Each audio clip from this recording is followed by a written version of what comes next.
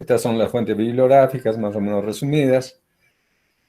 Y pues este problema involucra especialmente a todos los médicos del mundo, puesto que, como vamos a ver, la diabetes mellitus es la pandemia del siglo XXI.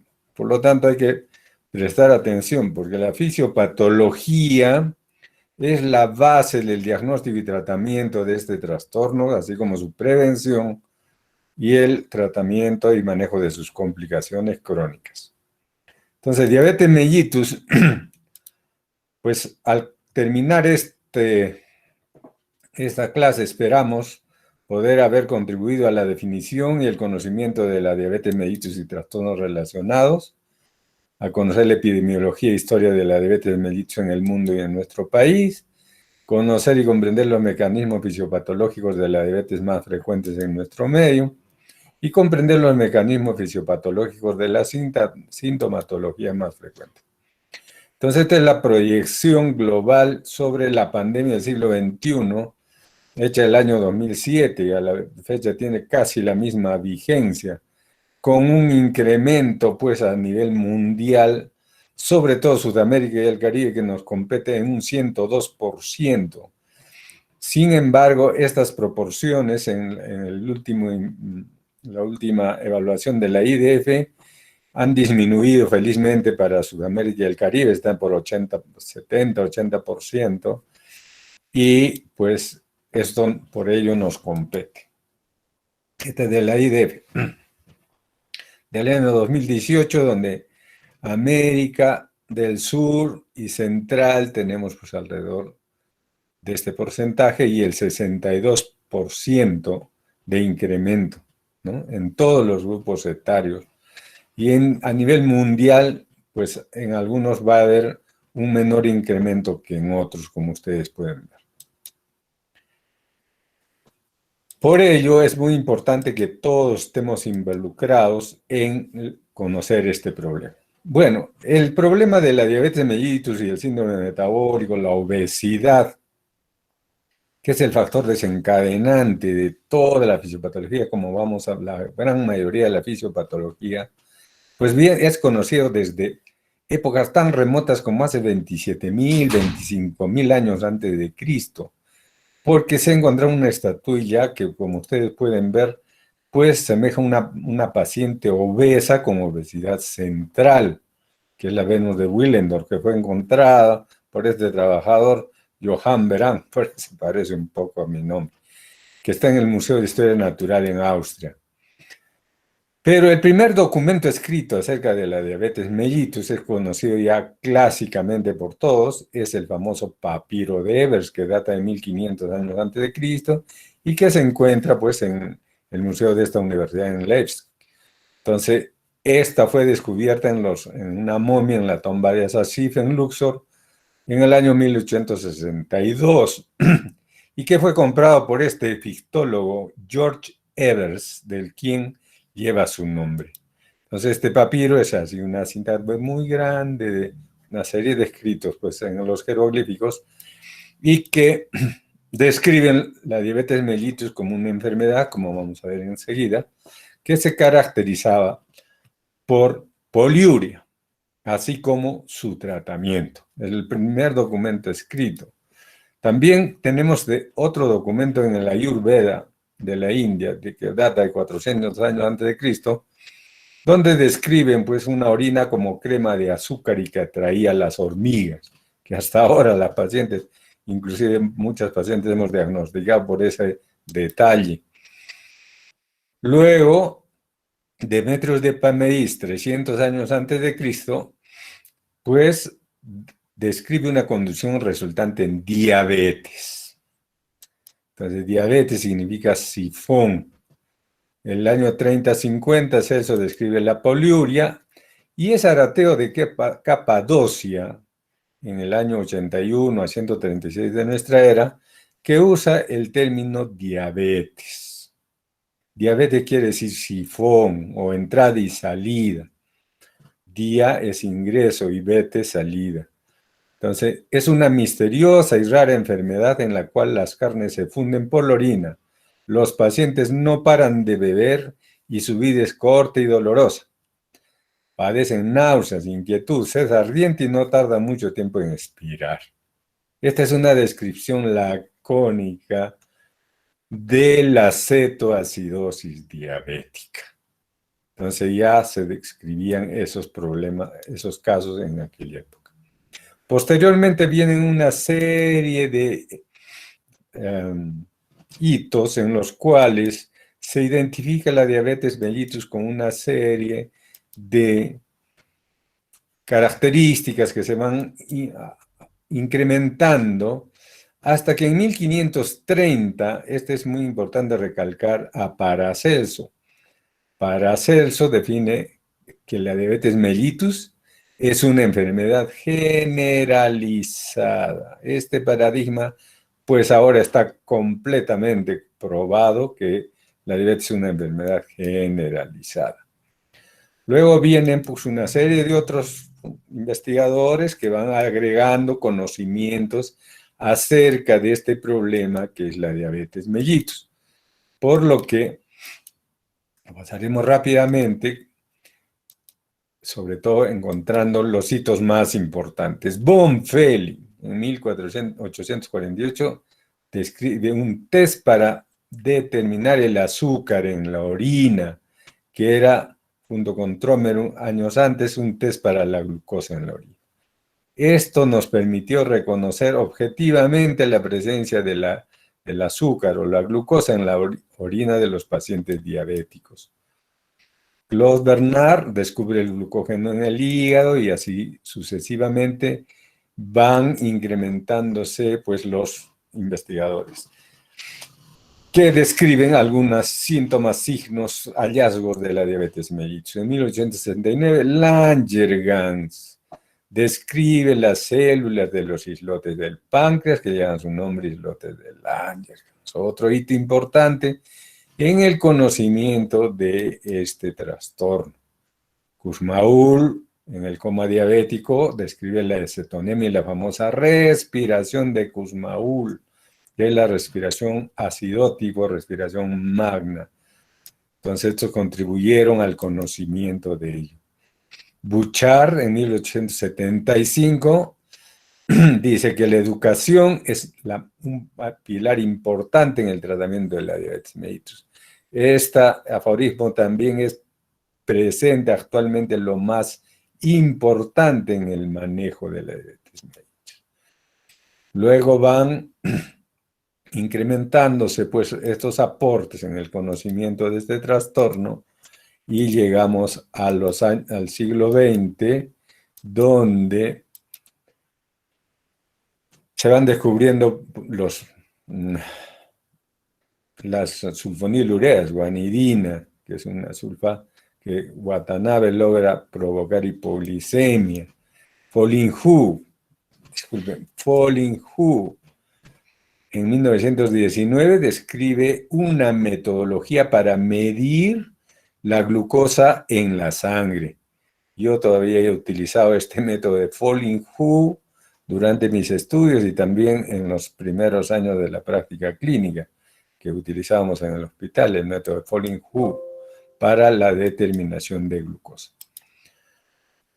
Paulescu en 1914 y Banting en 1921, pues descubren este péptido que se llama insulina. Esta sustancia la utilizan y desde ese momento los diabéticos tipo 1 sobreviven pues a la mortalidad definitiva, que es el 100% de mortalidad, gracias a este descubrimiento. De ahí en adelante, pues aparecen una serie de descubrimientos que nos permiten llegar a los conocimientos que actualmente hemos de aprender para poder utilizarlos en nuestros pacientes. Muy bien. La diabetes mellitus tuvo una clasificación de varios tipos antes del año 79. Había la diabetes mellitus del niño, del anciano, la diabetes mellitus del gordo, del flaco, la diabetes mellitus del joven, del adulto, la diabetes mellitus de acuerdo al tratamiento con la insulina, insulino dependiente y no insulino dependiente. Y en el año 79 el National Diabetes Data Group hace una reunión importantísima en la cual se da el quiebre y se plantea unos nuevos criterios de diagnóstico y clasificación de la diabetes mellitus y otras categorías de intolerancia a la glucosa, los cuales en el año 97 fueron modificados por la Asociación Americana de Diabetes, la ADA, y tenemos pues ya los criterios de diagnóstico y clasificación que actualmente manejamos. Muy bien, esa es la historia.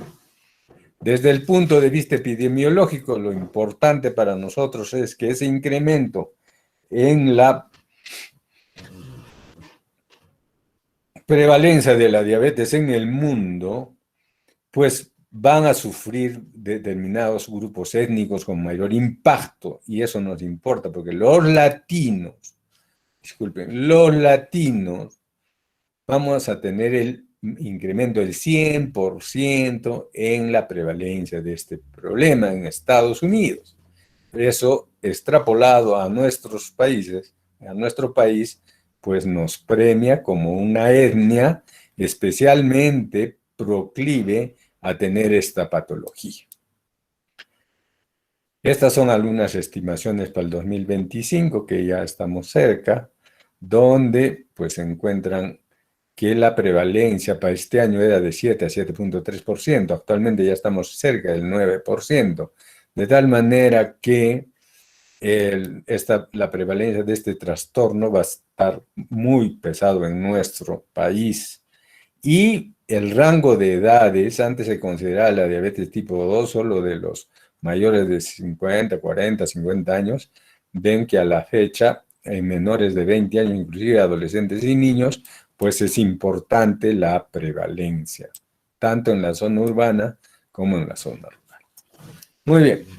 Motivados entonces por todo este panorama adverso desde el punto de vista sanitario para nuestro país y en el mundo, y en nuestro país especialmente, pues tenemos que nosotros, como responsables de la salud de la población, ser los primeros en saber definir, conocer bien el cuadro clínico, hacer adecuadamente el diagnóstico, clasificarlo y tratarlo. Todos los médicos del mundo debieran tener esta capacidad, porque es una pandemia. Entonces, diabetes mellitus, desde el punto de vista metabólico, la definición de la diabetes mellitus viene diabetes del ingesta y salida, diabetes sifón. Y al haber dos patologías que llevan a la diabetes, es que se le agrega el epónimo mellitus, o a veces dulce. Porque hay otra diabetes que se llama diabetes insípida, que tiene polidipsia y poliuria, igual que esta diabetes. Entonces, por ello se llama diabetes mellitus, su abreviación DM. La diabetes mellitus es un estado metabólico. Este estado metabólico es caracterizado por hiperglicemia crónica. Entonces, la definición de diabetes mellitus es hiperglicemia crónica. ¿Qué es la característica sine qua non? Pues tiene la diabetes mellitus. O sea, no hay diabético con diabetes mellitus que no tenga hiperglicemia crónica. Por eso ese es lo que define. Porque tiene diferentes mecanismos fisiopatológicos, como vamos a ver, es que la Organización Mundial de la Salud va a definir de una manera un poco más amplia la diabetes mellitus, pero la convicción que tenemos que tener en mente para reconocer y diagnosticar y tratar es que la hiperglicemia crónica define a la diabetes mellitus. ¿Qué es hiperglicemia?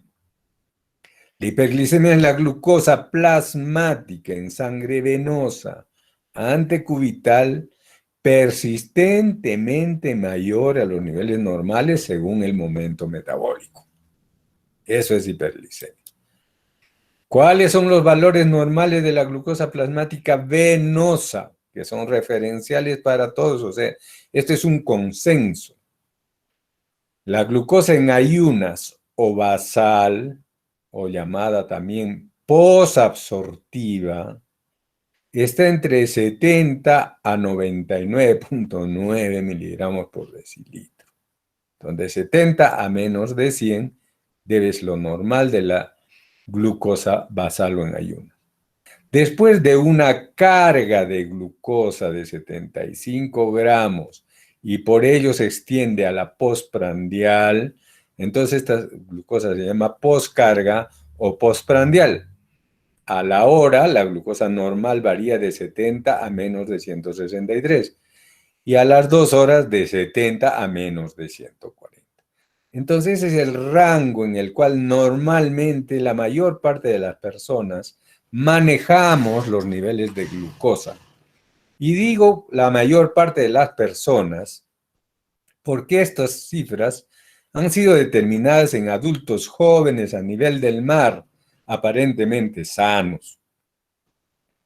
Pero no están involucrados acá, pues obviamente los de mayor edad, las embarazadas, etcétera. Por lo tanto, esto hay que tomarlo como una referencia de los valores. Muy bien.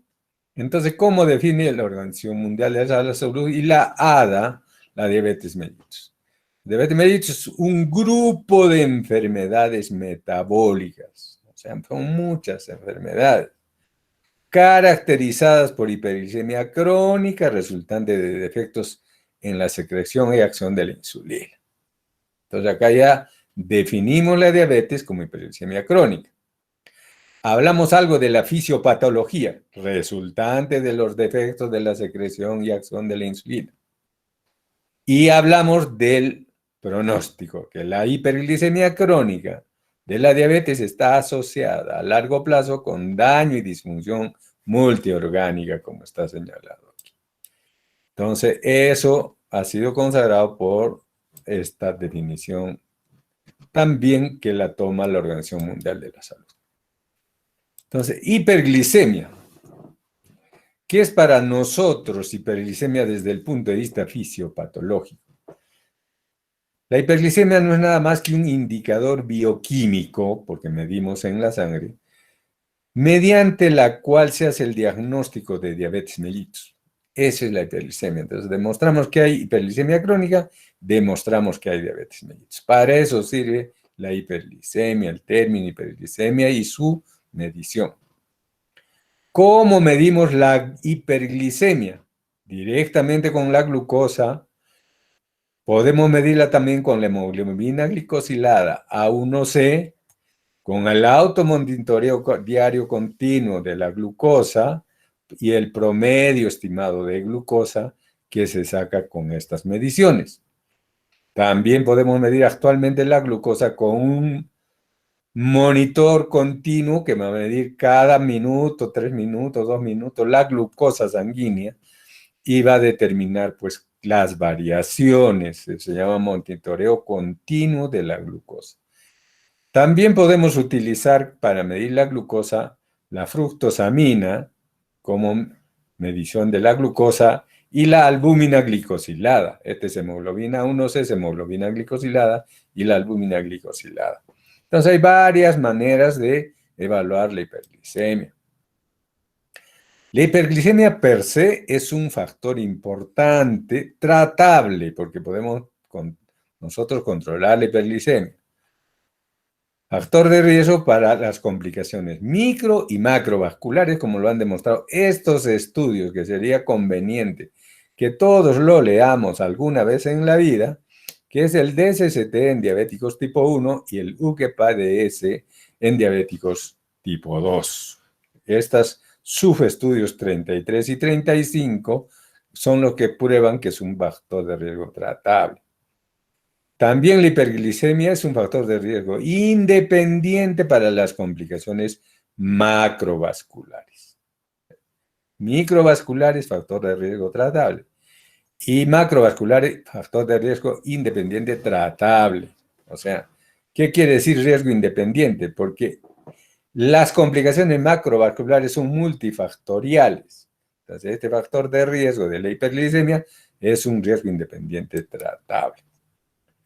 Además, la hiperglicemia per se es una causa, o sea, es una consecuencia de la fisiopatología que vamos a ver, pero también es una causa autoperpetuante de la diabetes mellitus.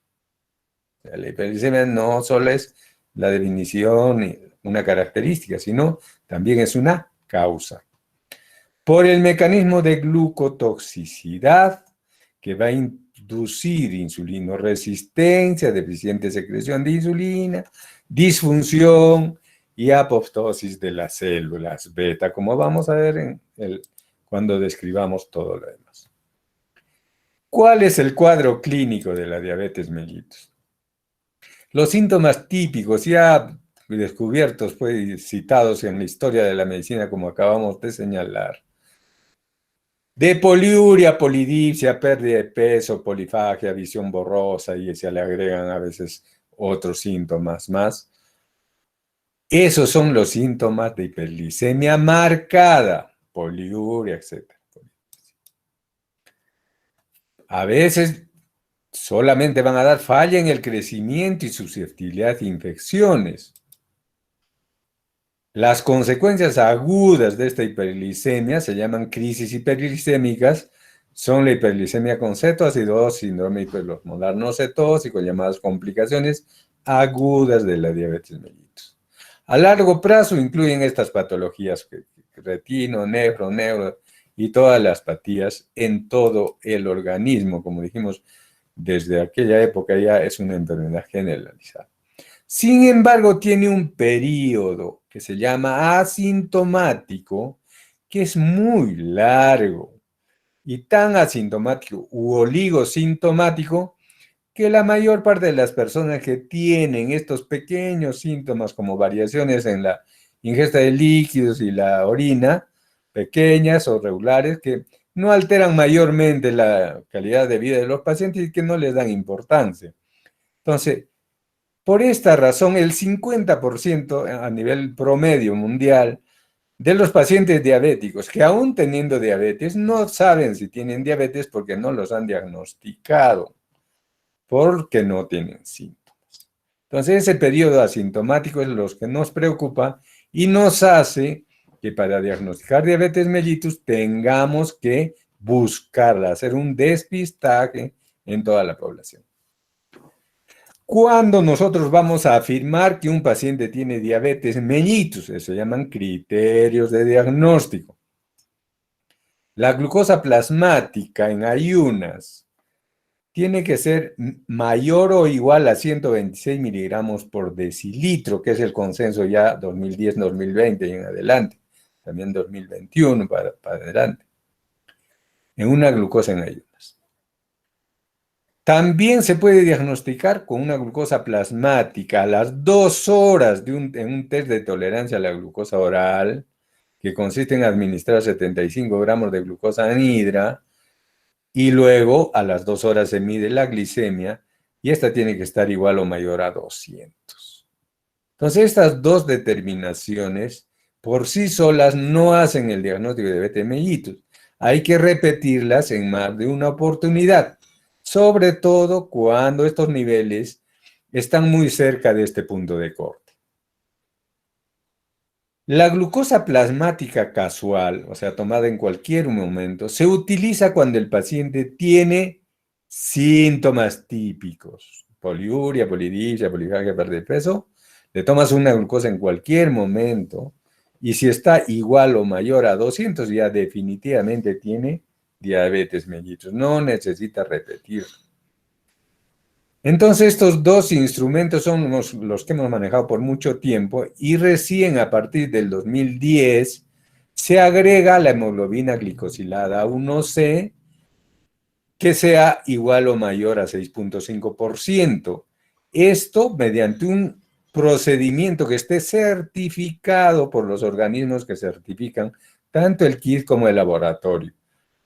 Estas tres determinaciones, que no son la con síntomas, requieren repetirse también en una nueva oportunidad porque tienen una variabilidad que podría confundir el diagnóstico.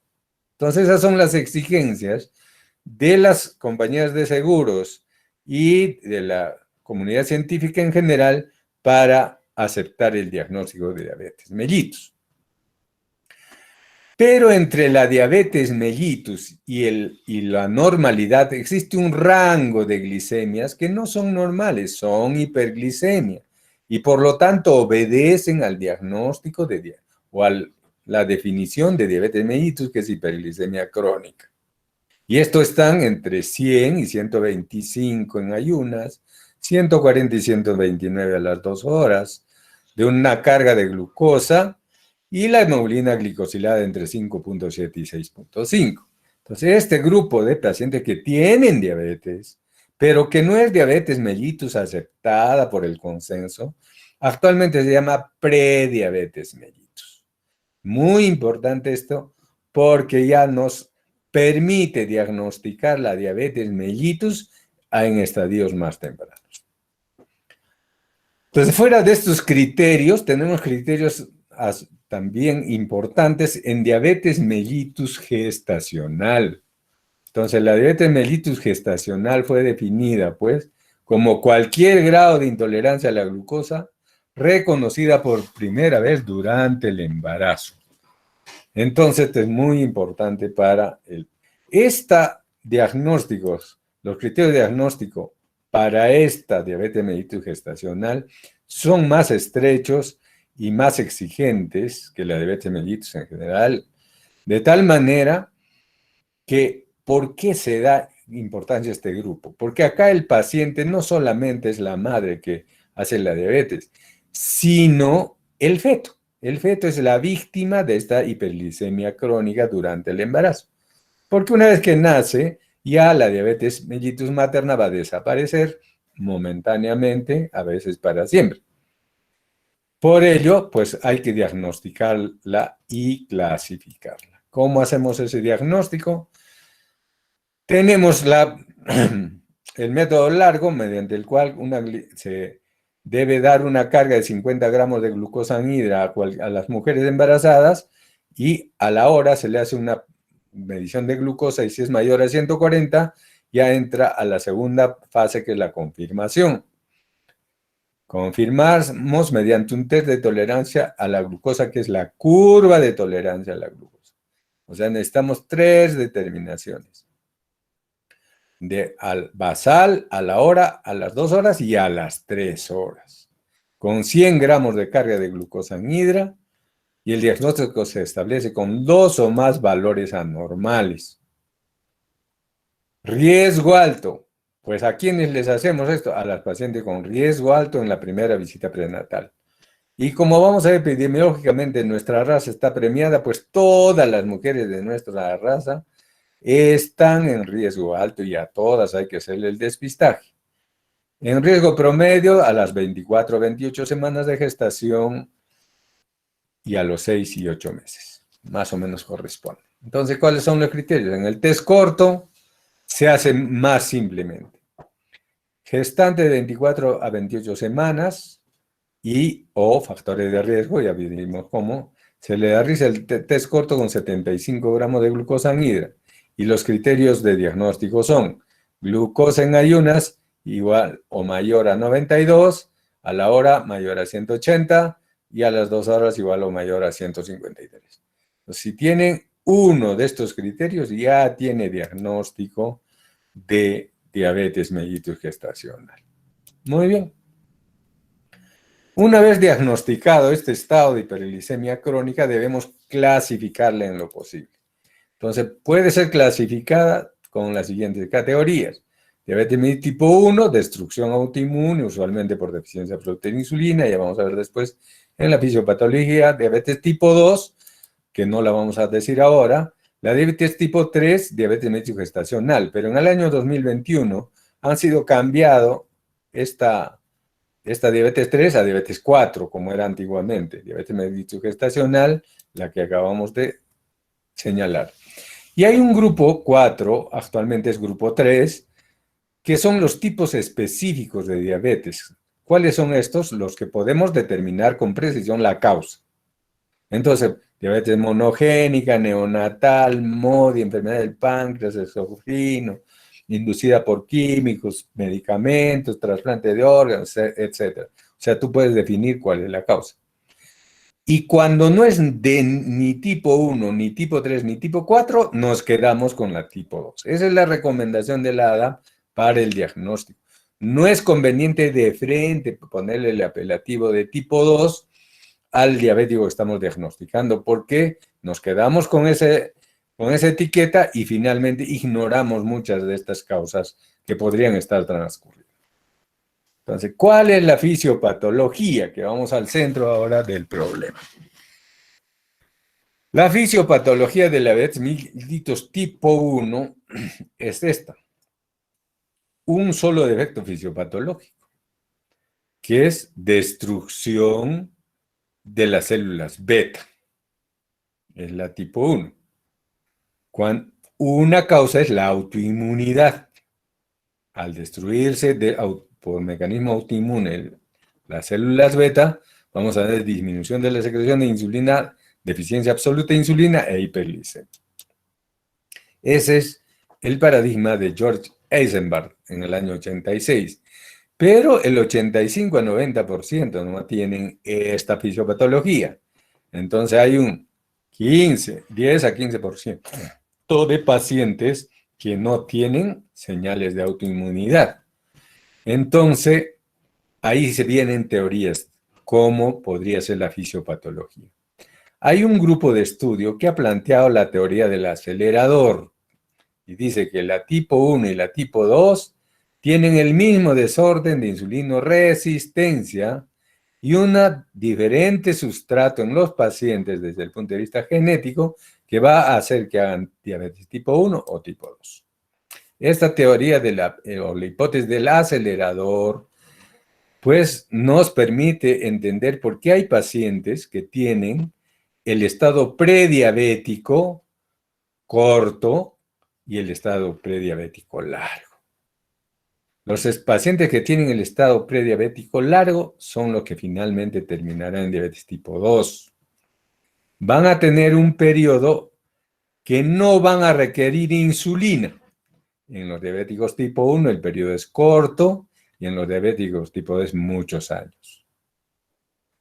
Y finalmente ambos van a llegar al requerimiento absoluto de insulina. Obviamente los tipo 1 por tiempo más prolongado y los tipo 2 por tiempo más corto. Entonces, por ello, todavía no todo está dicho en cuanto a la clasificación, a la fisiopatología de la diabetes. Pero siendo la más frecuente la autoinmune, vamos a hablar un poco de inmunogenética.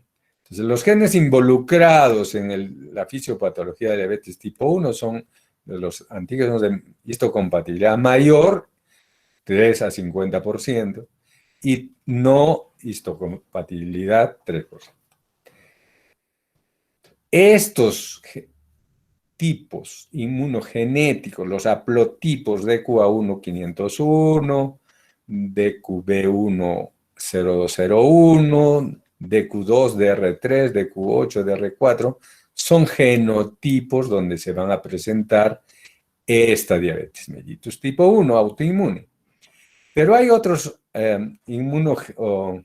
tipos genéticos que más bien son protectores contra la diabetes tipo 1, que tenemos DQA1, etc.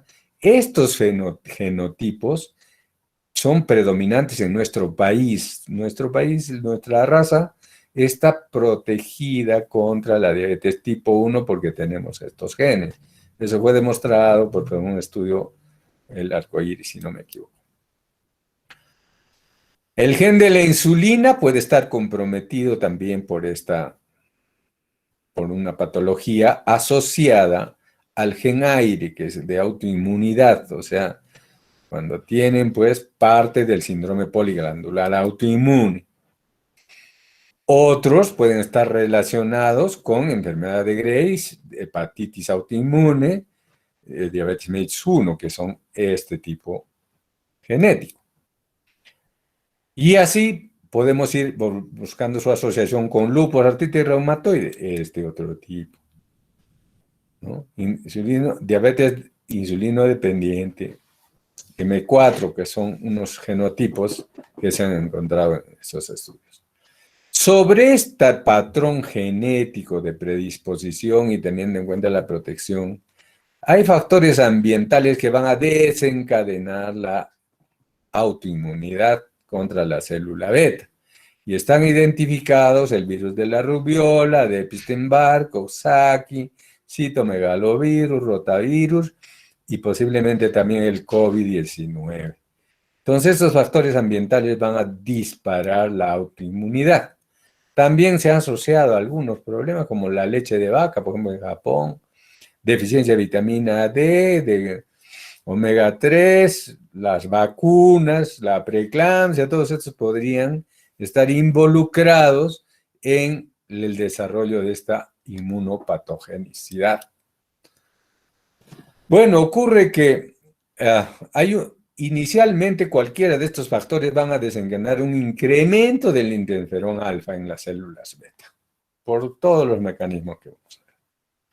Y estos en los que tienen este tipo de HDLA, que son predisponentes para este trastorno y en el cual los linfocitos T, CD8, van a ser autorreactivos con el incremento del interferón. Esta autorreacción va a hacer que se liberen antígenos intracelulares de la célula beta y pues van a las células beta a convertirse en células presentadoras de antígenos y van a presentar estos antígenos normales para de la célula beta a los simbolitos B y T y producir pues un desencadenamiento de la autoinmunidad induciendo a linfocitos B a través de la producción de IgM e IgD por este mecanismo, sobre todo CD21, CD19, CD81, para sensibilizar al linfocito B para que produzca autoanticuerpos. Entonces, la producción de autoanticuerpos va a ser TH1 y TH2. Al producirse esto, pues van a inducir que las células plasmáticas produzcan inmunoglobulina G, que son los autoanticuerpos, sobre todo TH2. Estos autoanticuerpos, a través del linfocito TCD8, que está en el páncreas, en la célula beta, van a producir una patología al inducir la formación de perforinas, factores de necrosis tumoral alfa, interferón gamma, y van a destruir a las células beta y se va a producir una pseudoatrofia, los cuales van a producir más antígenos celulares y el círculo vicioso. Entonces va a completar esto para la destrucción de estas células. Sin embargo, este mecanismo de autoinmunidad también va a disparar la producción de linfocitos T reguladores.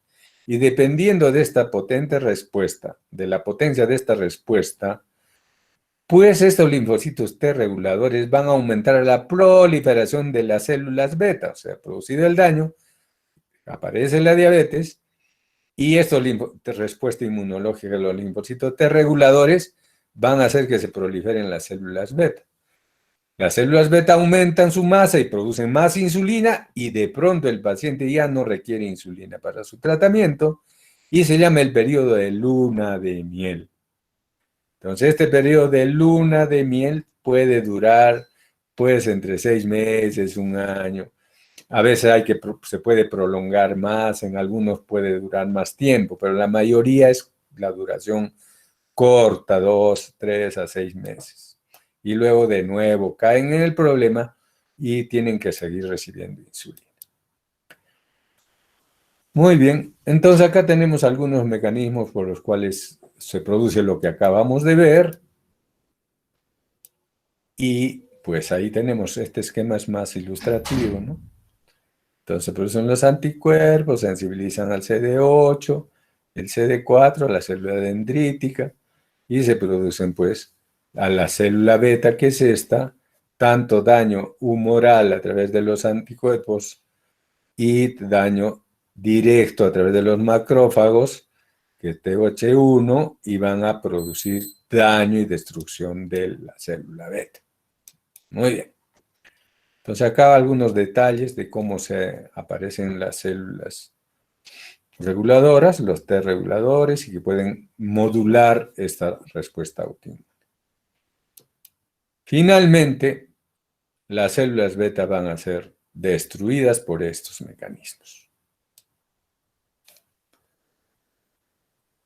Lo mismo, solo que en otro esquema. Muy bien.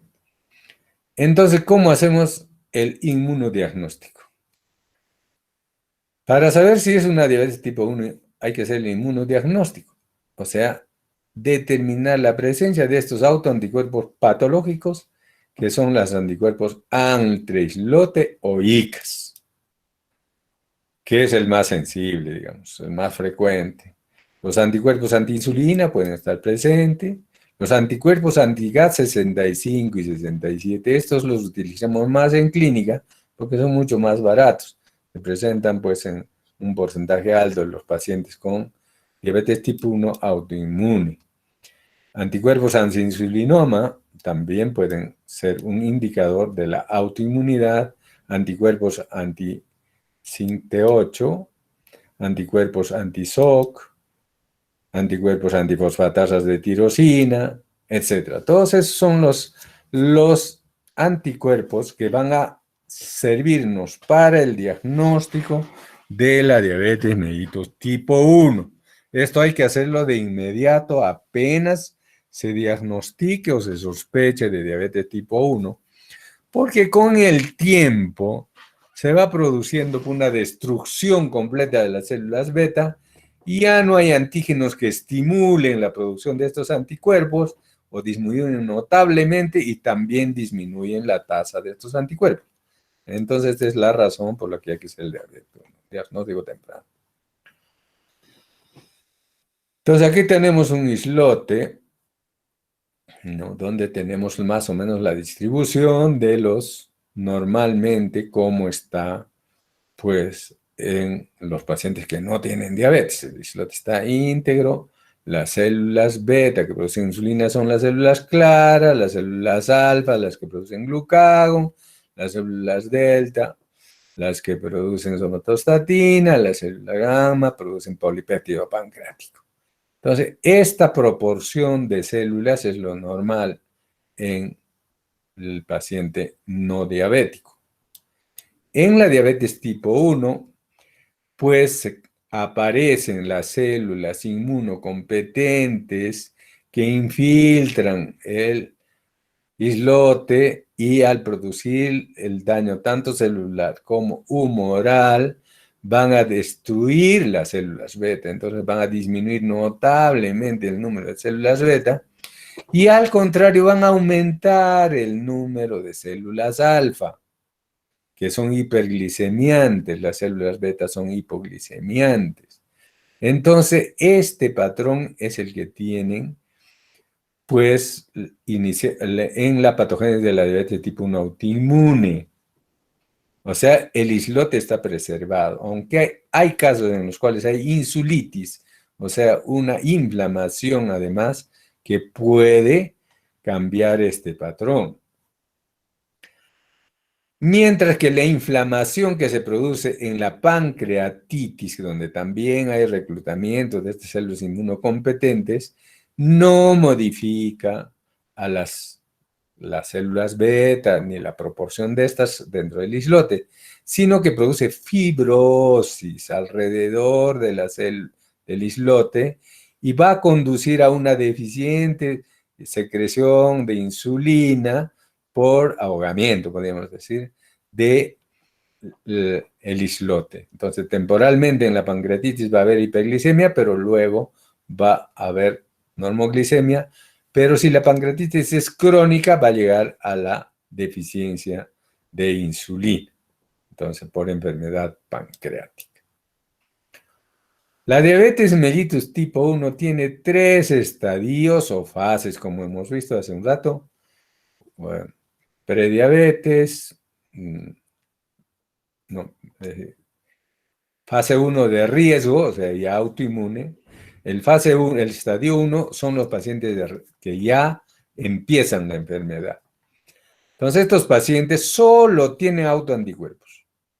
No tienen disglicemia, no tienen síntomas, etc. No hay intolerancia a la glucosa, este es el estadio 1. Luego viene el estadio 2, donde la autoinmunidad se desarrolla con más intensidad y ya aparece disglicemia. Y la disglicemia corresponde a lo que hemos llamado prediabetes, o sea, intolerancia a la glucosa. Entonces vamos a tener, pues, glucosa en ayunas de 100 a 125, etcétera, como hemos descrito en prediabetes. Y este paciente no requiere todavía insulina, así que puede tratarse médicamente, con dieta, ejercicio y pueden mejorar. Incluso en estas circunstancias puede confundirse con la diabetes tipo 2. Tiempo después, cuando ya se ha destruido más del 90% de la masa de células beta, va a aparecer la hiperglicemia con los criterios de diagnóstico estándar de diabetes mellitus que hemos descrito. Es el estadio clínico típico. Generalmente, este debut suele ser más o menos agudo, o sea, rápidamente, y estos pacientes desencadenan cetoacidosis diabética, que es el cuadro de presentación frecuente en la diabetes tipo 1. Por lo tanto, la patogénesis de la diabetes mellitus en general tiene una base genética, como vamos a ver después de nuevo, entonces, donde hay insulinoresistencia, de todas maneras, o puede haber de frente inflamación o inmune, como en este caso autoinmune, destrucción autoinmune de la masa de células beta, que produce obviamente disminución en la secreción de insulina, y finalmente es el común denominador de la diabetes mellitus. Entonces, este es un resumen de todo lo que hemos dicho, ¿no? Desorden autoinmune, 40-70% monocigotos, susceptibilidad genética, pues, se desarrolla una respuesta autoinmune anormal, no regulada, los desencadenantes ambientales, etc. En los años recientes hay un aumento en caucasianos más que en blancos, asiáticos o hispanos. Los caucasianos tienen una prevalencia de hasta el 10, 15, 20% de diabetes tipo 1. Nosotros tenemos 0 punto. Variación geográfica, pues de acuerdo a las etnias, más que por la geografía. Pico de edad de aparición preescolar, puber, picos en otoño e invierno. Esto nos indujo a la posibilidad de que uno de los factores ambientales sea un virus tipo Pumala-virus, que lo portan los ratones de campo y que al migrar a la ciudad en otoño e invierno, pues aumentarían los casos de diabetes tipo 1. Ya esto lo hemos visto. Lo mismo la sensibilidad genética. Esta es la historia natural de la diabetes tipo 1, con la fase, pero ligada a las fases de prevención. Entonces, prevención primaria a los que tienen predisposición genética. En un trastorno ambiental que desencadene, aparecen las anormalidades inmunológicas, o sea, fase 1 de la diabetes tipo 1, estadio 1, ahí podemos intervenir también. Pero de ahí ya el derrotero es muy rápido hacia la diabetes tipo 1 clínicamente presente. Muy bien. La otra diabetes tipo 1 es la diabetes tipo 1 idiopática. Entonces, esta diabetes tipo 1 idiopática es la que no es autoinmune. Y vamos a incidir en este tipo porque parece ser que este tipo de diabetes no autoinmune predomina en nuestra raza, en nuestra etnia, porque nosotros tenemos la particularidad de que nuestros pacientes diabéticos, llamados hasta ahora tipo 2, debutan con cetoacidosis diabética o son proclives a hacer cetoacidosis diabética, se llama ketosis prone. Este tipo de diabetes se descubrió en el África, primero se describió, pero ya nosotros sabíamos que había mucha cetoacidosis diabética. Entonces mañana, cuando sean médicos, ustedes van a, o en sus prácticas, van a encontrar pues cetoacidosis diabética en diabéticos tipo 2, donde hay deficiencia absoluta de insulina y no tienen autoanticuerpos. Y ese es diabetes no autoinmune tipo 1, por destrucción no autoinmune de las células beta, que va a llevar insulinopenia permanente, cetoacidosis. Acá dice origen africano y asiático. Recientemente se ha incorporado a los latinos en Estados Unidos y nosotros pues ya lo incorporamos hace tiempo, pero no formalmente, de que nuestros pacientes parecen tener predisposición para este tipo de diabetes, insulinopenia permanente tempranamente y rápidamente se desnutren, van a la dependencia de la insulina. Entonces, posiblemente esto lo vamos a ver en el futuro inmediato, pronto, con los trabajos de investigación que han de hacerse. Muy bien, un resumen de toda esta patogénesis está en esta diapositiva, que ustedes la pueden leer tranquilamente cuando hagan la revisión del caso. La diabetes tipo 2 contribuye al 90 al 95% de las personas en el hemisferio norte. En nosotros, este es del Reino Unido, nosotros tenemos acá, qué sé yo, 97 a 98, 99% de nuestros diabéticos son tipo 2. Muy bajo porcentaje, yo diría menos del 1%, son diabéticos tipo 1. Entonces, este tipo de diabetes tipo 2, entre comillas todavía, hay resistencia a la insulina y deficiencia relativa, relacionada más a sobrepeso, obesidad, y cuando ya tienen complicaciones al diagnóstico. Como esta es la diabetes más frecuente, nos vamos a dedicar a escudriñar con mayor detalle la fisiopatología de estos diabéticos. Entonces, la etiología de la diabetes tipo 2 tiene factores predisponentes primarios, que son genes y el ambiente intrauterino adverso. Es muy importante porque una madre obesa, una madre con prediabetes, con resistencia a la insulina, si se embaraza una mujer en este estado, va a darle un ambiente adverso al embrión y este va a producir, despertar genes de resistencia a la insulina y de diabetes mellitus. De tal manera que sus descendientes, hasta la tercera, cuarta generación, van a tener este imprinting, esta impresión del genética para tener diabetes. Entonces, estos son los predisponentes. Factores precipitantes.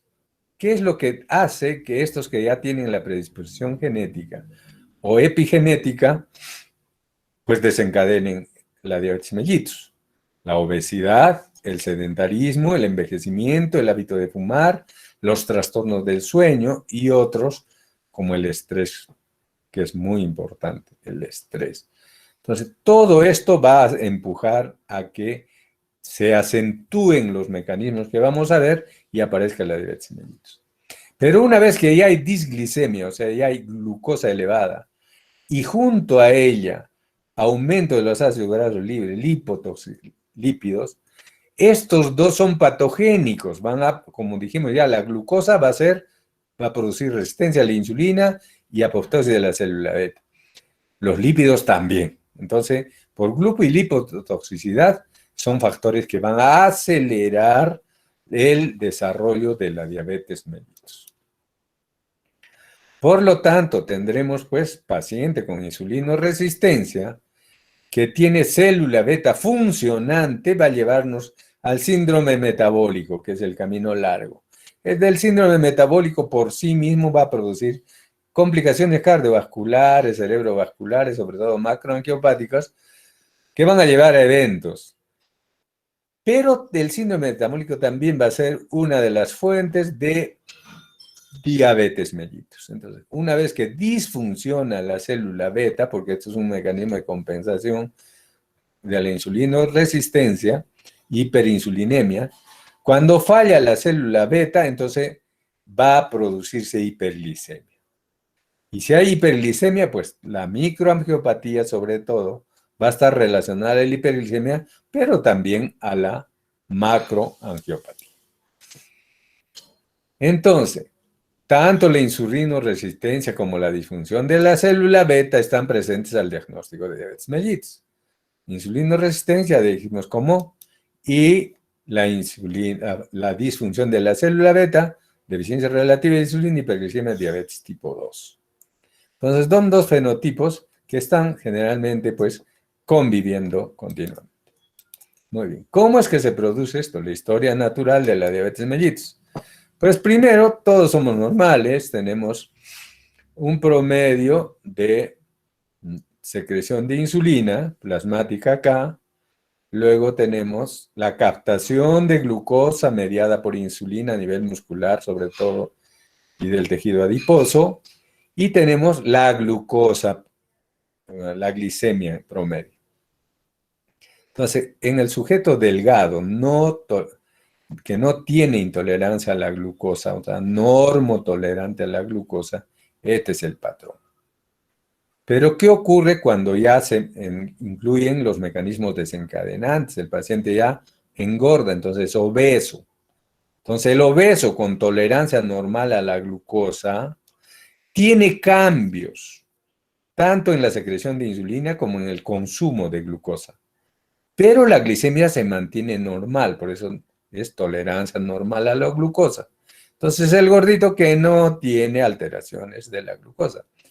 Pero si le medimos la insulina, vamos a encontrar que está aumentada. Va subiendo la insulina en este grupo de pacientes. Y va disminuyendo el consumo de glucosa a nivel muscular y por lo tanto se va a acumular la glucosa como grasa en el tejido adiposo. Entonces va a engordar más. Cuando la célula beta está funcionando al máximo, vamos a encontrar un paciente obeso y este va a tener ya intolerancia a la glucosa. Entonces, en este periodo, el paciente sigue disminuyendo el consumo de glucosa, aumenta la insulina para compensar esta subida de glucosa, no lo logra. Entonces, si no lo logra, pero no llega todavía al punto de corte de 200, ese es un test de tolerancia a la glucosa. Entonces se llama intolerancia a la glucosa. Es un obeso con intolerancia a la glucosa. Ahí comienza la prediabetes. Este estadio de la prediabetes. Luego, el paciente, la célula beta del paciente que ha llegado al máximo de producción de insulina para mantener normal la glucosa, pero no lo ha logrado, se sigue deteriorando y cae la producción de insulina. Entonces, cuando cae la producción de insulina, aumenta más la glucosa.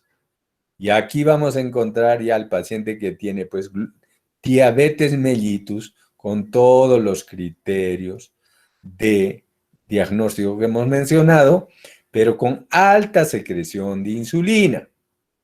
Entonces, acá tenemos el normal, acá tenemos resistencia a la insulina, o sea, alta insulina, al máximo en intolerancia, en prediabetes y en diabetes, pues ya esto va siendo todavía alta, a pesar de que va fracasando la célula beta. Y cuando esto progresa, se va disminuyendo pues la secreción de insulina hasta que el paciente llega a un estadio obeso con diabetes mellitus y con baja secreción de insulina. Entonces, esta es la historia natural de la diabetes. Posteriormente, pues, como la insulina es el principal anabólico, va a comenzar a perder peso, va a dejar de ser obeso, se puede desnutrir, y va a requerir insulina como tratamiento. Entonces, la base fundamental de la diabetes mellitus tipo 2 es la disfunción de la célula beta. Normalmente la célula beta va disfuncionando conforme avanza la edad, conforme avanza la insulinoresistencia, conforme avanza la lipotoxicidad por ácidos grasos, la glucotoxicidad por glucosa, el depósito de amiloide, que también va a contribuir a la disfunción del islote y de la célula beta, y disminución del efecto incretina, al cual en esta base genética, o todo este factor de transformantes TC7L2, que es una base, un gen ya reconocido que está presente en una gran proporción de los pacientes diabéticos tipo 2, pero no en todos, en una gran proporción. Es uno de los muchos genes que están involucrados en la diabetes mellitus. La epigenética que ya mencionamos es que el feto que está sometido a los factores epigenéticos como exceso de alimentación, obesidad, alcohol, tabaco, falta de ejercicio, van a generar un feto que tenga ya una célula reproductiva en la tercera generación que va a modificar las histonas y por lo tanto este bebito va a tener sus descendientes con metilación y expresión de estos genes que van a disfuncionar la célula beta. ¿No? Ese es el riesgo materno de la vía por la cual los descendientes van a tener diabetes mellitus. Entonces, la genómica es una de las causas importantes en la diabetes mellitus, como dijimos. Genómica, epigenómica, son los que van a desencadenar pues, una serie de alteraciones. Algunos genes reconocidos. Tenemos este gen, TBC1D4 independientemente, normalmente produce translocación este TBC1D4, permite la translocación de GLUT4 a la membrana y por lo tanto el ingreso y el consumo de glucosa en el músculo. Pero en estos pacientes que tienen una alteración epigenética o genética de este factor, nos van a llevar a un bloqueo de este proceso de translocación de GLUT4 y por lo tanto va a producirse pues una disminución del consumo de glucosa a nivel muscular. En esta diapositiva tenemos la genómica, otras genómicas, ¿no? Genómicas que pueden alterar la estructura del GLUT4, la estructura de estos canales de potasio, que son los que van a permitir que se secrete la insulina, eso es a nivel de la célula beta, y impiden la despolación adecuada de la membrana para el ingreso de calcio. Y el receptor GLP-1, que también es del sistema incretina, se ve alterado. Entonces, estas alteraciones genéticas y además de una alteración genética de la glucoquinasa, que es el sensor de glucosa, estas alteraciones genéticas van a desencadenar pues, una inadecuada secreción de insulina y por lo tanto disfunción de la célula beta. Lo mismo, ¿no? El factor del tejido, el depósito de tejido adiposo. Entonces, cuando hay una falla en la LPL, o sea, lipoproteína lipasa, hormona sensible, que está en el endotelio vascular, va a hacer que los triglicéridos de la comida normalmente pasan, como el triglicérido se rompe, y pasan los ácidos grasos al adipocito y depositan la grasa en el adipocito. Entonces, eso es lo normal. Pero patológicamente, cuando hay una deficiencia de esto, va a producirse un poco depósito de triglicéridos en los adipocitos y estos van a ir a los órganos que normalmente, a los tejidos donde no debe haber, como páncreas, hígado, corazón, músculo. Entonces va a haber un depósito ectópico de grasa que va a hacer disfuncionar estos órganos, entre ellos el páncreas, que va a producir pues una alteración a nivel del páncreas. Y van a impedir la adipogénesis. Entonces, todos estos factores van a contribuir al desarrollo de esta enfermedad. Entonces, la disfunción de la célula beta ocurre muy temprano en la historia natural del diabetes tipo 2 y es más severa de lo que se creía previamente. Los individuos con tolerancia a la glucosa disminuida están al máximo, cerca del máximo de la resistencia a la insulina, han perdido más del 80% de la función de las células beta y tienen una incidencia de retinopatía del 10%. Entonces, en la patogénesis, todo esto que acabamos de ver en la célula beta va a producirse hiperglicemia. Entonces, ¿cuáles son los factores que producen hiperglicemia, que es en sí diabetes mellitus? Primero, secreción disminuida de insulina. Entonces, ya hemos visto la historia natural de la insulina. Entonces, normalmente, en blanco está la curva de secreción de insulina ante una comida. Entonces, normalmente uno come en tiempo cero y desde la fase cefálica se produce un pico de secreción de insulina que va a preparar a los tejidos para recibir la carga de glucosa. En los diabéticos esta primera fase desaparece. Luego se produce la segunda fase que ocurre a los 20 minutos más o menos de la comida y se produce lentamente una elevación de la secreción de insulina hasta la hora. A la hora es donde está el máximo de secreción de insulina. Y luego comienza a descender rápidamente la secreción de insulina y pues llega a lo basal, que ya estamos pasando a las 80 minutos, 90 minutos. Entonces, más o menos en hora y media se produce esta secreción de la insulina normalmente. Pero en el diabético no ocurre la primera fase.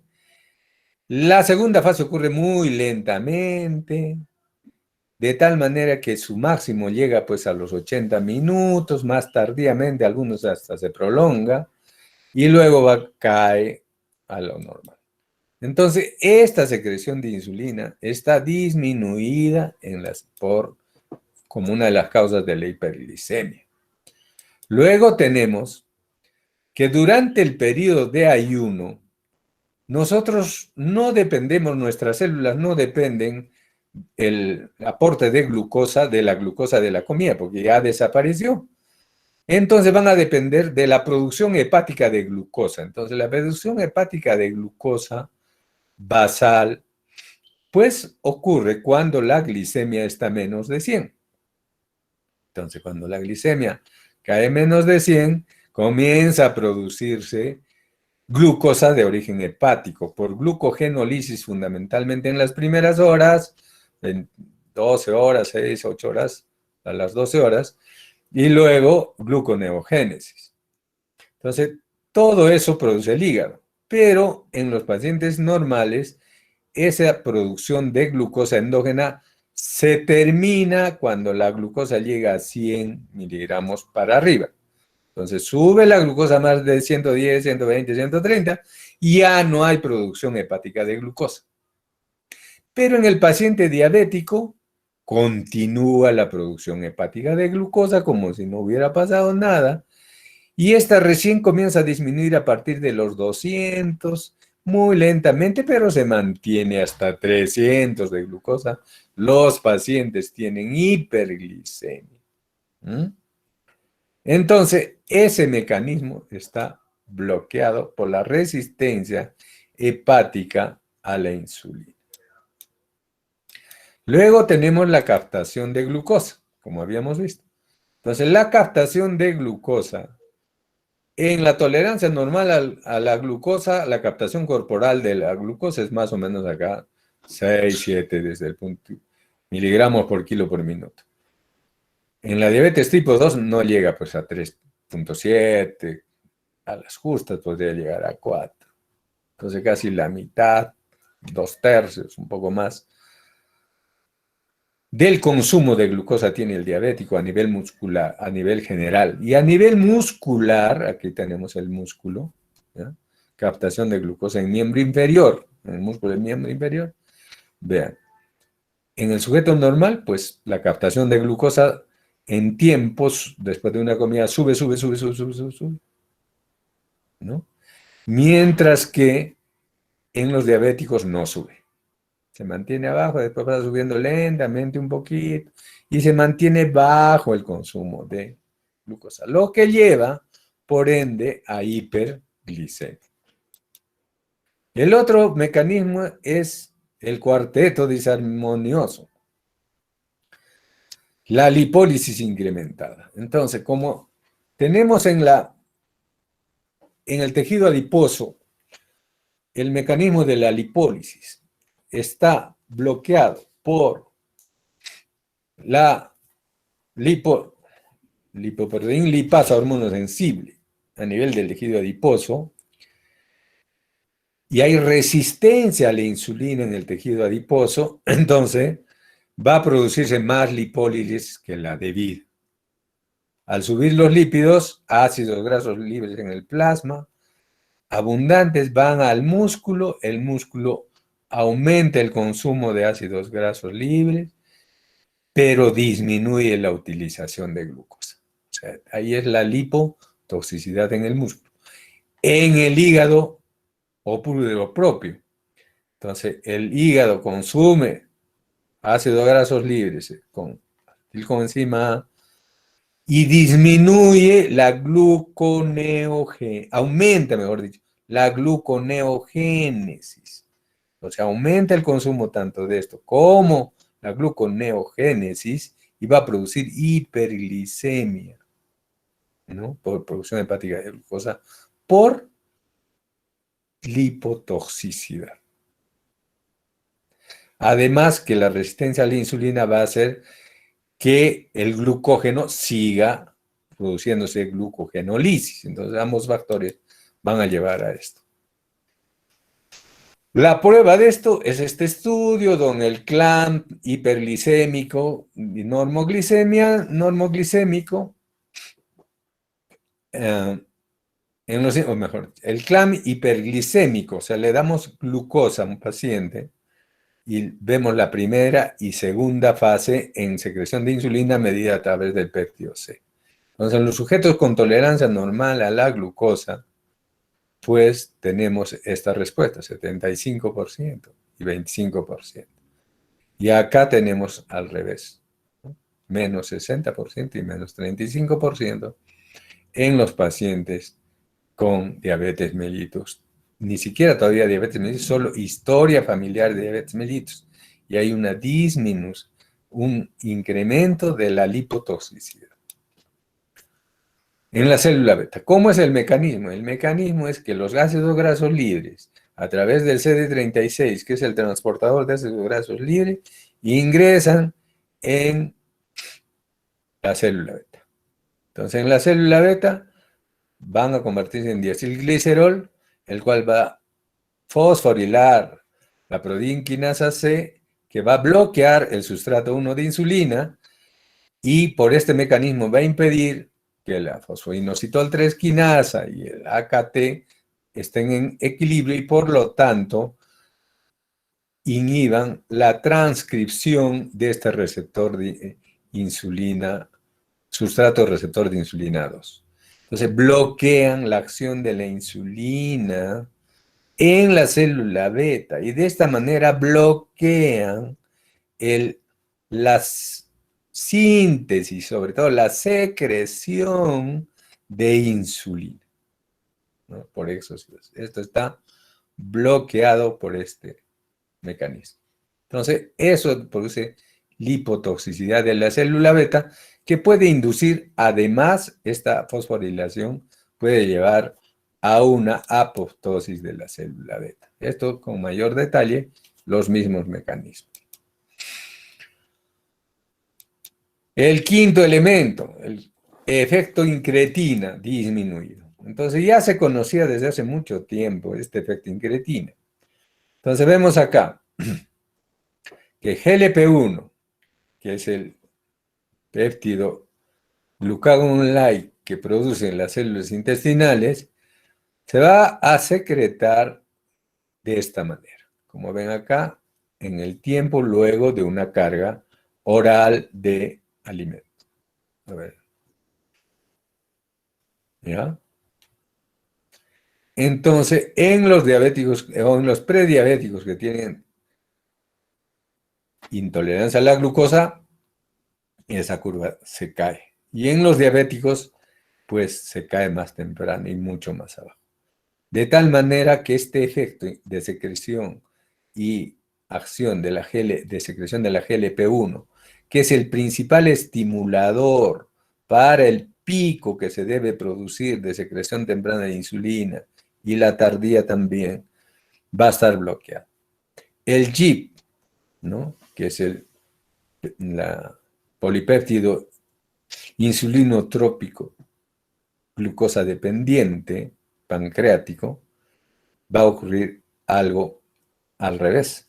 Inicialmente se va a producir mayor cantidad que va a ser contraproducente y luego se va a normalizar en el diabético, pero en el no diabético eso no se produce con esa eficiencia. Entonces, eso es lo que se llama el efecto incretina. Las incretinas se van a secretar en las células K, el GIF, y en las células L, el GLP-1. El GLP-1 va a ir al islote y va a hacer que disminuya la secreción de glucagón y que aumente la secreción de insulina. Esa es su función del GLP-1. Si esto se altera, pues no va a haber el pico de secreción de insulina que ocurre normalmente. Luego tenemos la secreción de glucagón, está incrementada además. Entonces, la masa de células beta desde el punto de vista endocrino es 50 para células beta y 30 para células alfa. Esa es más o menos la proporción. ¿Listo? ¿Qué pasa en el paciente diabético? En el grupo control, el área de la masa de células alfa es alrededor de 10%. En el diabético tipo 2, 15.8, casi 16%. O sea, el diabético tipo 2 tiene más células alfa, por lo tanto va a producir más glucagón y por lo tanto mayor producción endógena de glucosa, mayor lipólisis y obviamente glucogenólisis e hiperglicemia. Eso lo probamos acá. Los niveles de glucosa en los diabéticos tipo 2 están en naranja, entonces tenemos arriba, después de una comida. Y normalmente pues no sube tanto la glucosa, sube hasta los niveles normales, postprandiales, 140, y de ahí cae. ¿Listo? Normalmente. En el paciente diabético, sube también un poco, pero en lugar de caer, sigue subiendo durante todo el tiempo. Por esa razón. La secreción de insulina. Entonces, se va a producir una buena secreción de insulina en el no diabético y en el diabético una disfunción. Y eso se va a mantener durante el tiempo y llegar pues a la hiperglicemia. El glucagón es al revés. En lugar de apenas ingresó la comida, llegó la comida, estimuló a la célula beta, la glucosa, para que secrete insulina y por lo tanto suprime la secreción de glucagón, en el diabético no se suprime y mantiene. Ese es el efecto del glucagón en este paciente diabético. Finalmente, el septeto glucosida. El cotransportador de SGLT2 es muy importante para resolver la glucosa en el túbulo proximal, el 90%, y el SGLT1, el 10%. Por lo tanto, en la orina no debe haber glucosa. ¿Ya? Ese es el sistema de reabsorción de glucosa en el riñón, y ese sistema produce un problema. En los pacientes que no tienen diabetes, tienen tolerancia normal a la glucosa, los niveles de este transportador SGLT2 son relativamente pequeños, como ven acá. En los diabéticos tipo 2 se triplican o cuadruplican en nivel de estos transportadores. sea, hay más transportadores. ¿Ya? En esa misma célula, el GLUT2 está mucho más expresado, ¿no? Y la captación de esta glucosa, pues también mucho más elevada. De tal manera, desde el glucopiranósido de glucosa como indicador de esto, de tal manera que el riñón, en lugar de compensar la hiperglicemia eliminando la glucosa, va a reabsorber más glucosa para mantener la hiperglicemia. Y finalmente, a nivel central, la función hipotalámica alterada en respuesta a la ingesta de glucosa en los humanos obesos. Entonces, el obeso, pues, tiene una magnitud de respuesta inhibitoria ante una comida, más o menos de este nivel, ¿no? En el obeso, el hambre se suprime como 4 y pico. En el delgado, el hambre se suprime como 8. O sea, con la misma comida, el delgado se satisface más, ya no tiene apetito, el obeso tiene todavía apetito. Y en cuanto al tiempo, es al revés. El obeso demora más de 8 minutos en responder a una carga de glucosa que el delgado. De tal manera que esto contribuye pues a la hiperglicemia. Sin embargo, esto no es todo. Esos son los 11 elementos que actualmente están en cualquier publicación al respecto. Tenemos el sistema nervioso central desde el punto de vista simpático. Entonces tenemos acá pues una serie de secreción de hormonas contrarreguladoras que van a inducir en disfunción endotelial, resistencia a la insulina, diabetes, etcétera, por el sistema simpático que está súper activado. Entonces, este es el resumen de las 11 días comunes, el egregio oncenio sería, donde está toda la fisiopatología resumida. Esto tiene implicancias en la terapéutica, como vamos a ver cuando veamos terapéutica. El otro elemento que está incluido en la patogénesis de la diabetes mellitus es el microbioma, o sea, el colon. Acá tenemos, ya hemos visto disfunción de la célula beta, incretina, glucagón, todo la resistencia adiposa, muscular, hepática, cerebro. Entonces nos vamos para este lado y vemos el 8, colon, el bioma, el colon bioma, el microbioma del colon, la microbiota, posiblemente por disminución de la secreción de GLP-1, la inflamación y la secreción de amilina que van a contribuir a la hiperglicemia. Entonces el colon, el microbioma en el colon más o menos tiene esta estructura normalmente. Acinobacter, firmicutes y bacteroidetes, y proteobacterias, cianobacteria, etc. Entonces, la disbiosis fue, pues, descrita por Metchenikov, que hay un desequilibrio. Cuando uno ingiere dietas altas en grasa o en azúcar, la composición microbiana se desequilibra.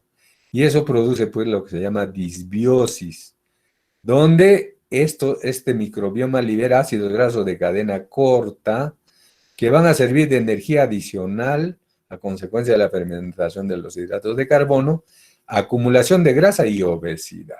Entonces, una microbioma que va a producir obesidad.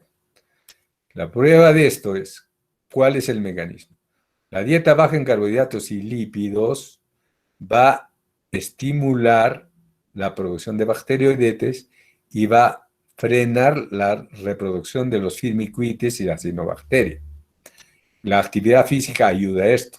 Eso hace que se mantenga este equilibrio microbiano y que la barrera gastrointestinal esté adecuadamente cerrada, de tal manera que los metabolitos que se producen en este ambiente no van a atravesar la barrera de la mucosa intestinal. Pero ¿qué pasa si el paciente come una dieta alta en carbohidratos y lípidos? Se van a estimular la reproducción de los firmicutes y las actinobacterias y se va a bloquear la reproducción de bacteroidetes. Eso va a hacer que la flora tenga esta composición con predominancia de firmicutes. Los firmicutes tienen pues productos metabólicos que van a romper la ocludina y la zónula 1 que hacen que la barrera de la mucosa se rompa y pasen fácilmente los polisacáridos y los productos de la fermentación de la fibra y los carbohidratos a nivel del intestino grueso. Entonces, eso va a contribuir pues a que se produzca una inflamación que se llama metainflamación con todas las consecuencias que la inflamación produce, que se llama resistencia a la insulina. Entonces, ese es el mecanismo por el cual se produce esta resistencia a la insulina y obviamente la diabetes. Pero la microbiota no solamente es desde el punto metabólico, sino también la microbiota rompe el biorritmo intestinal, reloj dependiente en la síntesis de estos factores que van a producir, pues, glucocorticoides. Y entonces se va a producir una secreción de glucocorticoides que van a llevar, pues, a resistencia a la insulina y todas las alteraciones que conocen. Entonces, esto tiene que ver, pues, con la alimentación de la población, la pobreza, las diarreas frecuentes, todo esto condiciona un intestino que va a llevar en el futuro a obesidad y diabetes en los pacientes que han estado sometidos a desnutrición crónica en edades tempranas de la vida. Entonces, la inflamación es otro de los mecanismos que están involucrados en la patogénesis de la diabetes mellitus. Entonces, la diabetes mellitus es una enfermedad inflamatoria. Acá tienen esta publicación de Donat, donde define claramente cuál es el mecanismo por el cual la diabetes es una enfermedad inflamatoria. Y la prueba es que normalmente en el sujeto delgado, tanto los macrófagos y los monocitos tienen esa ubicación. Entonces, los monocitos están circulando y los macrófagos rodean el islote.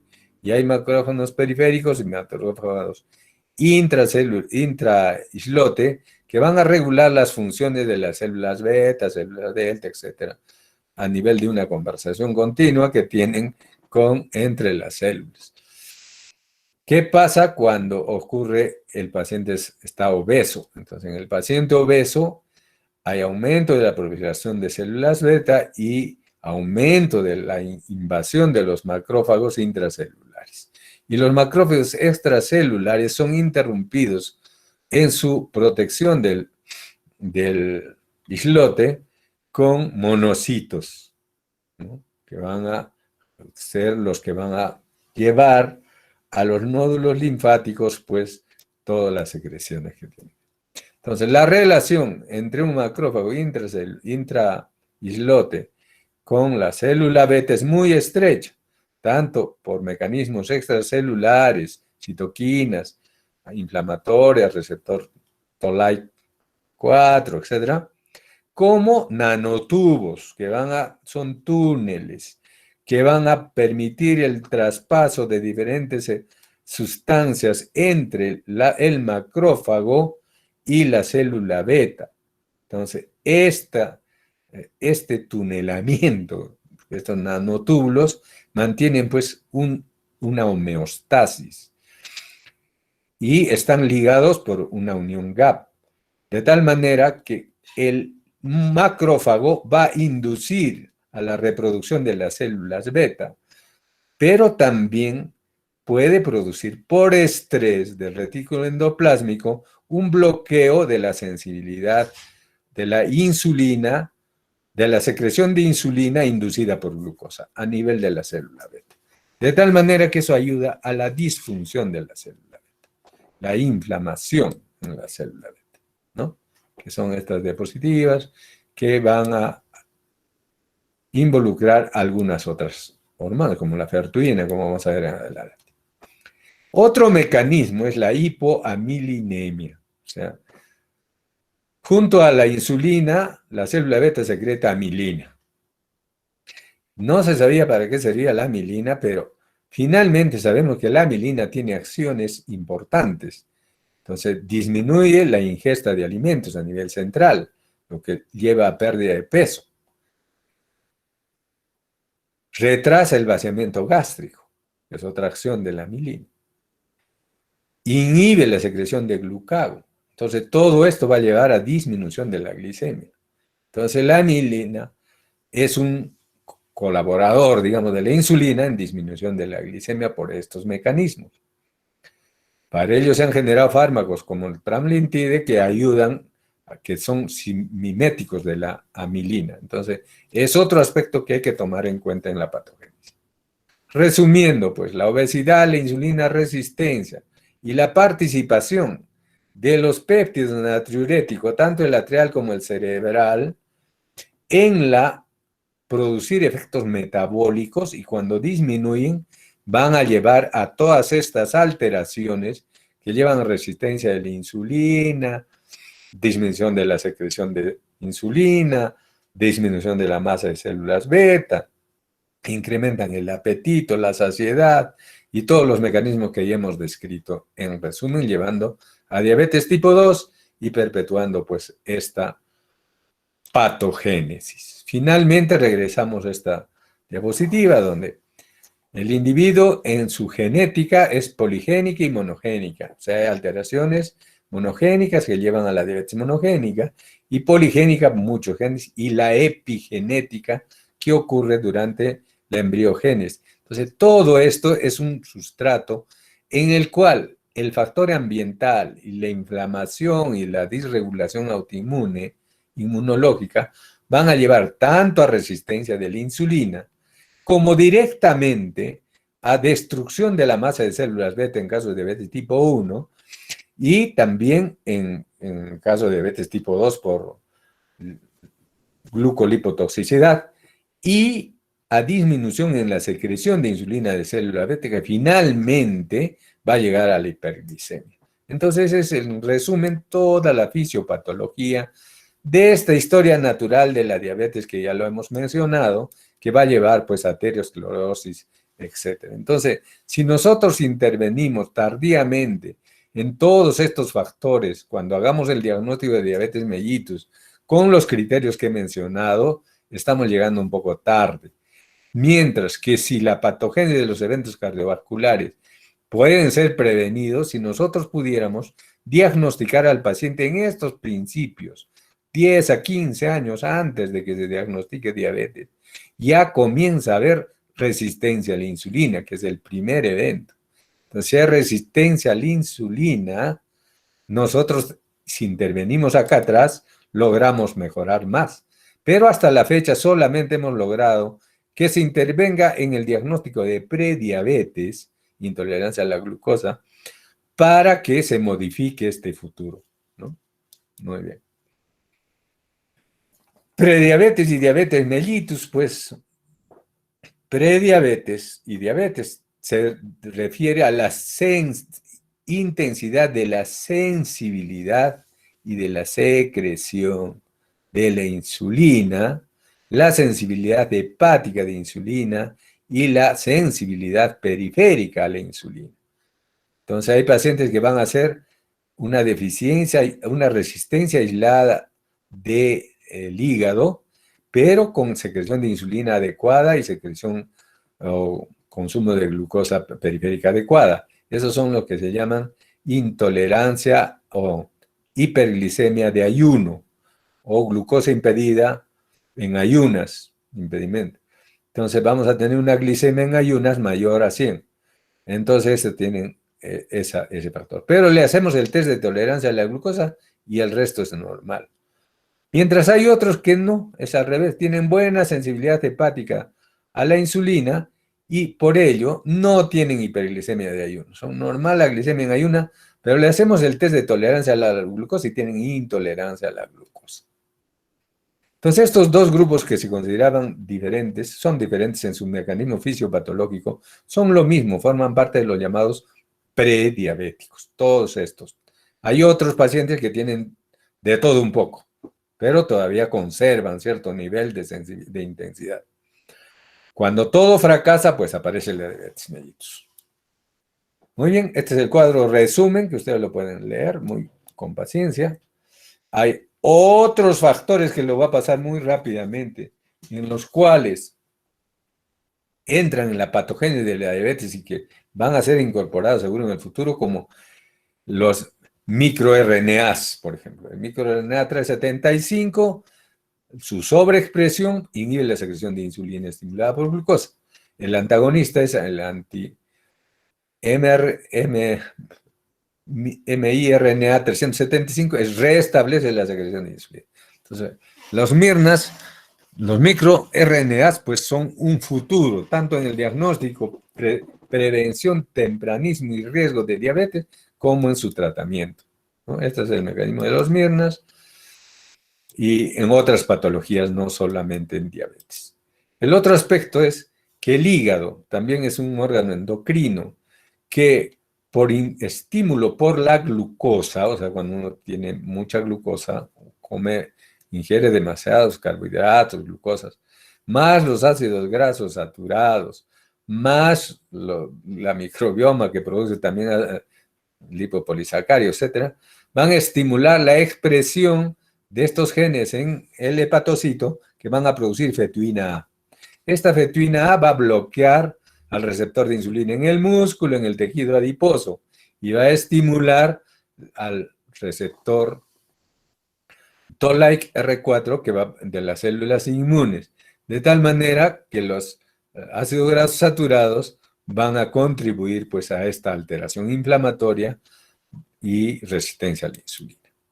La vitamina D, el músculo, es otro órgano endocrino que produce una serie de interleuquinas, de hormonas, como la iricina, por ejemplo. La iricina es una proteína o una hormona que produce el músculo que va a convertir al tejido adiposo blanco en tejido adiposo bronceado, o sea, aumentando el número de mitocondrias y por lo tanto haciéndolo energéticamente útil y no como el tejido blanco, que más bien es tóxico, ¿no?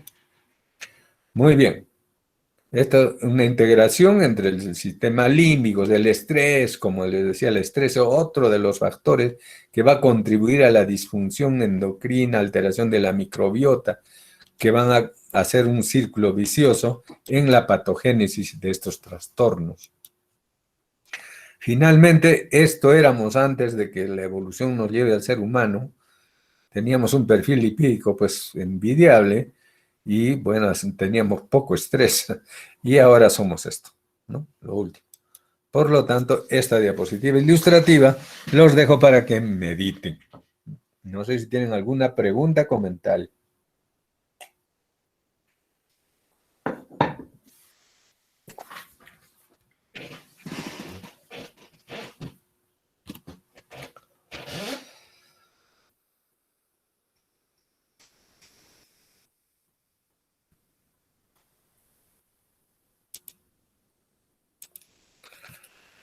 Muy bien. ¿Alguna pregunta, comentario?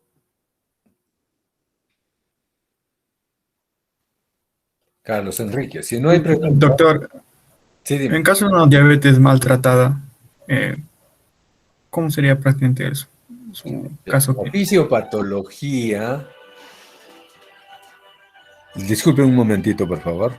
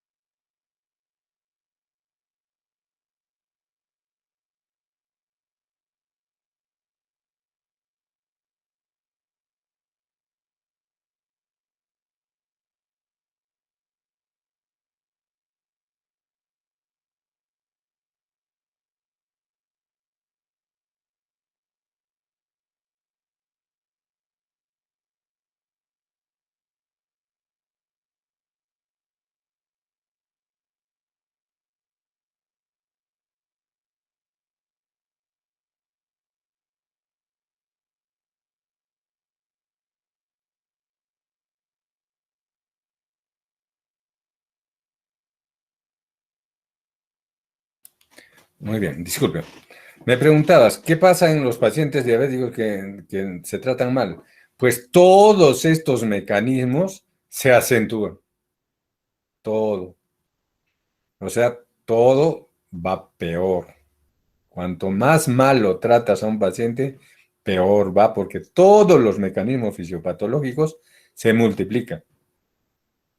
Mientras, al revés, si nosotros tratamos adecuadamente al paciente y lo mantenemos lo más cerca de lo normal, entonces puede revertir todos los mecanismos fisiopatológicos y ahora hablamos de reversión de la diabetes. O sea, antes no hablábamos más que de control, ahora ya podemos revertir a los diabéticos en determinado estadio de su enfermedad, sobre todo al principio, los que se han diagnosticado no hace muchos años y todavía tienen reserva de células beta, entonces en masa de células beta, entonces a ellos los podemos, entre comillas, curar de la diabetes, revirtiendo todos los mecanismos que hemos mencionado. Esa es la esperanza. Muy bien.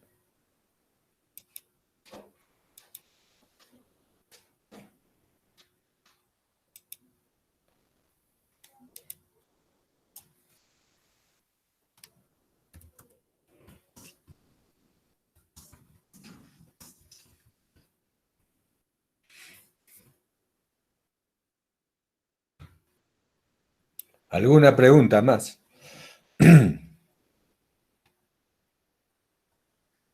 Creo que no, doctor. Si no hay preguntas, bueno, ya suspende la grabación.